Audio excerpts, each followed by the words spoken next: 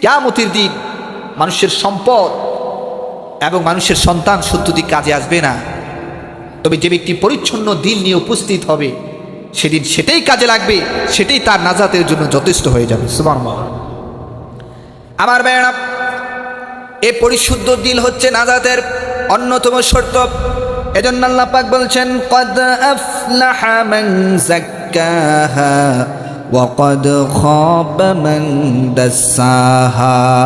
আর সফলতা লাভ করেছে সেই ব্যক্তি যে তার অন্তরকে পরিশুদ্ধ করেছে, আর ব্যর্থ হয়েছে সেই ব্যক্তি যে তার অন্তরকে কলুষিত করেছে। এজন্য পরিশুদ্ধ দিল গঠন করার দরকার আছে না নাই? গঠন করার দরকার আছে না নাই? পরিশুদ্ধ দিল কি? যেই দিলে গুনাহের কোনো স্পর্শ লাগে না, যেই দিলে অহংকার থাকে না, যেই দিলে হিংসা থাকে না, যেই দিলের মধ্যে লোভ লালসা থাকে না, সেটা হচ্ছে পরিশুদ্ধ দিল। প্রিয় ভাই সব, এই পরিশুদ্ধ দিল গঠন করতে হলে আমাদেরকে অহংকার মুক্ত থাকতে হবে, অহমিকা মুক্ত জীবন গঠন করতে হবে, লোভ লালসা মুক্ত জীবন আমাদের গঠন করতে হবে। প্রিয় ভাই সব, এই যে বদগুণগুলো এগুলো আমাদেরকে আজ ঘিরে রেখেছে। এজন্য নফসকে পরিশুদ্ধ করা দরকার আছে না নাই? এই নফসকে আমরা পরিশুদ্ধ করব আল্লাহর জিকিরের মাধ্যমে, আল্লাহর স্মরণের মাধ্যমে, কোরআন তেলাওয়াতের মাধ্যমে, কোরআন অধ্যয়নের মাধ্যমে এবং আলোচনা শোনার মাধ্যমে। দেখবেন আপনি যখন কোরআন হাদিসের আলোচনা শোনেন, দেখবেন যে মনটা দিলটা নরম হয়ে যায়। হয় কি হয় না? তাহলে বুঝতে হবে যে আপনি যত কোরআনের সংস্পর্শে থাকবেন, যত আল্লাহর স্মরণে থাকবেন, আপনার মুখ দিয়ে যত আল্লাহর জিকির আসবে, আল্লাহর স্মরণ আসবে, ততই আপনি গুনাহ থেকে মুক্ত থাকতে পারবেন।